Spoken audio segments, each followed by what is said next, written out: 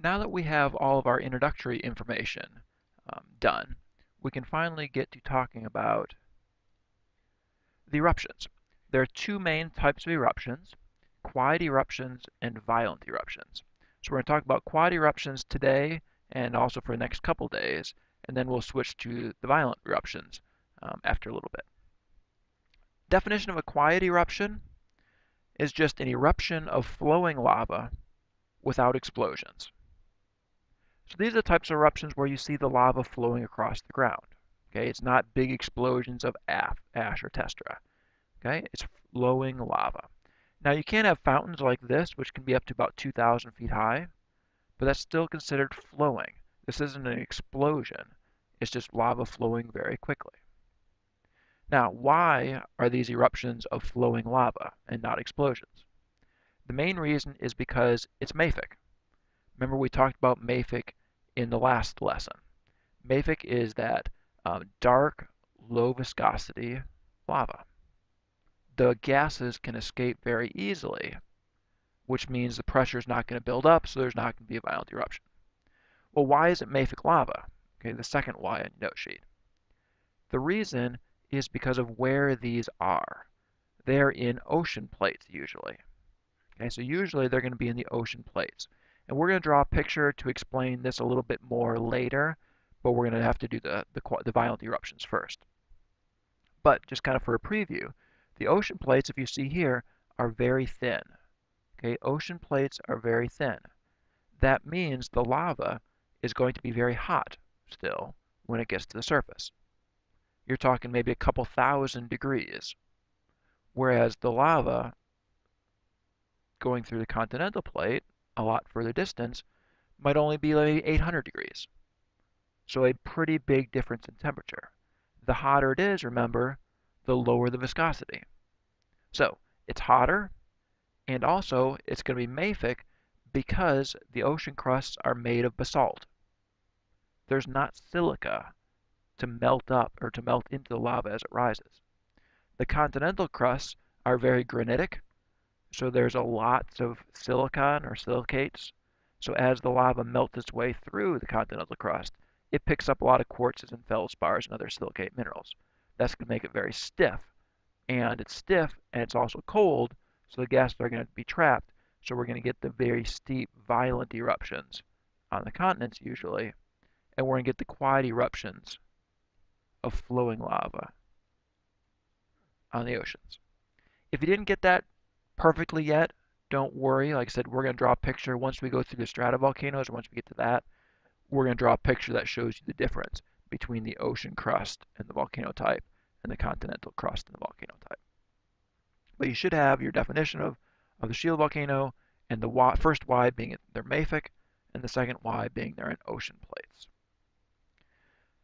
Now for quiet eruptions, there are two main types of quiet eruptions, and you see them on your sheet. We have rift eruptions, which we're going to talk about first, and then hotspot volcano eruptions.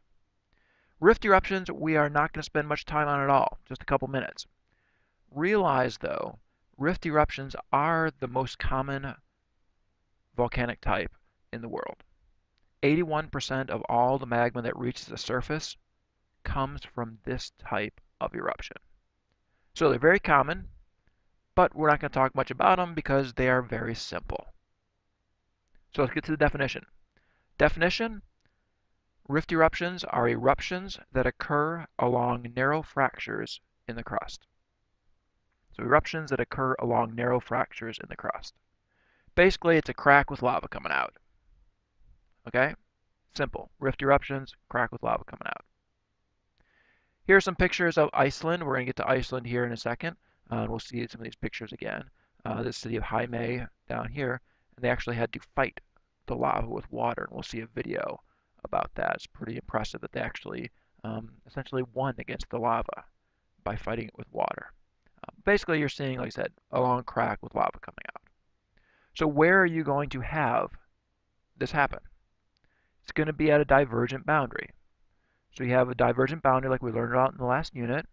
The convection cells come up, they rip the plates apart, okay, going to either side, and we're left with a long, narrow crack with lava coming out. The divergent boundary, the rift eruption. So let's get some examples. Iceland is a great example. Okay, it's probably one of the best examples. And that's where this picture on the previous page was from. Here's a picture. This is the rift in Iceland. There's not lava coming out of it now, right? But sometimes it looks like this, okay? The lava is coming out of here. Basically, Iceland is getting ripped in half. Half of Iceland is on the Eurasian plate, moving that direction. Half of Iceland is on the American plate, moving that direction. So Iceland is getting ripped in half, and when it does rip in half, lava comes out.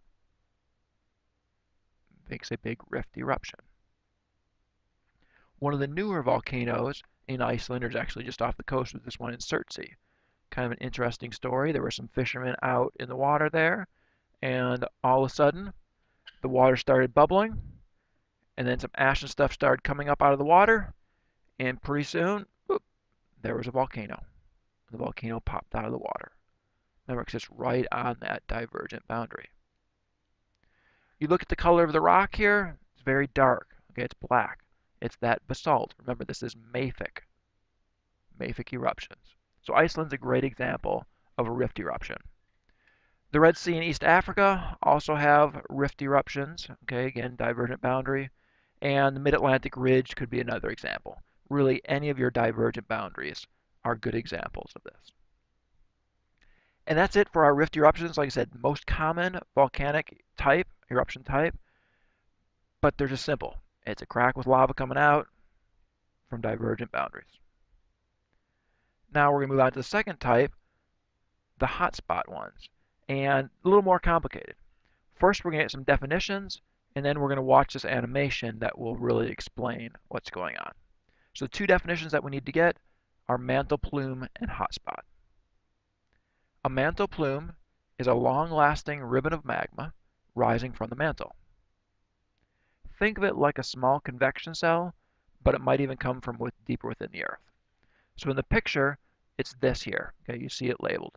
The mantle plume is that plume of magma coming from way deep in the core, or by the core. Okay, that's the mantle plume. The hotspot is the point directly above the mantle plume where the magma breaks through the surface. The hotspot is very persistent, which means the mantle plumes are very persistent. Okay, they last for a long time. They don't move. They only appear to move because the plates are moving. And Hawaii is our great example of that. I said we're gonna see that in this animation. So we have the mantle plume is this column or ribbon of magma coming from deep within the Earth, going up. It's going to melt through the plate, making the hot spot, and then the volcano is going to be on top of it. And then the plate's going to move, and it's going to drag that volcano off the hot spot. So that's what we're going to show with this animation.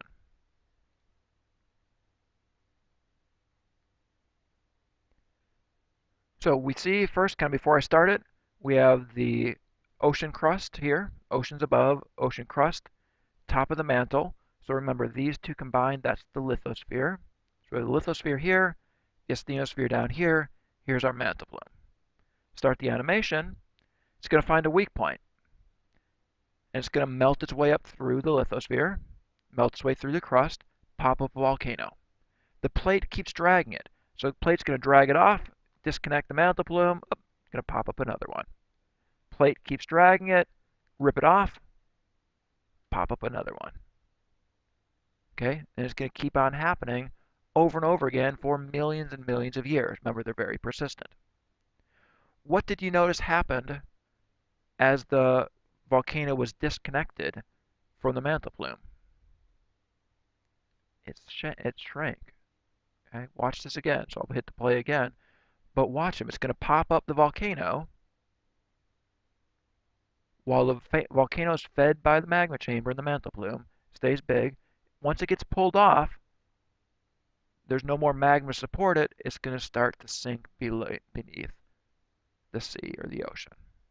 So that's why we're getting this chain of volcanoes. The newest volcanoes are going to be the tallest ones, and then they're going to get progressively smaller the older they are. Okay, so that really is a good animation for showing what these hotspot volcanoes are. The second animation isn't quite as good. You can watch it by yourself if you want, but really that animation really shows what we're talking about. So here is Hawaii. Like I said, Hawaii is an example of a hotspot volcano. We see kind of the current active volcano island is Hawaii, the Big Island. Okay, here it is. The hotspot is underneath this island. Then if we go up to the northwest, the islands get older. You see Maui and actually Lanai. This used to be connected. Okay, so these are actually kind of part of the same volcano. This water didn't used to be here. Molokai used to be a little bit bigger too. It had a huge landslide. Then Oahu and Kauai. So they're getting older as you go to the northwest. You see in this picture, same thing. Hawaii is the new one, okay, less than 2 million years old. Obviously, it's right now. Getting older and getting smaller as they go. The Hawaiian Islands, all right, this chain here, these are still above sea level. Once we get over here to kind of this 35 million year point, then they start to go underwater. So they're going to be called seamounts. And we'll talk more about what seamounts are in the future. But a seamount is basically an underwater volcano. It's a volcano that's been submerged. So you see it up in this one again here too. You see this chain of volcanoes and then the underwater ones, the seamounts. So where is the next Hawaiian island going to form? Well, it's going to form down here to the southeast of the Big Island. It actually is forming. So there is a new island, or not a new island yet, but there's a new volcano underwater called Loihi,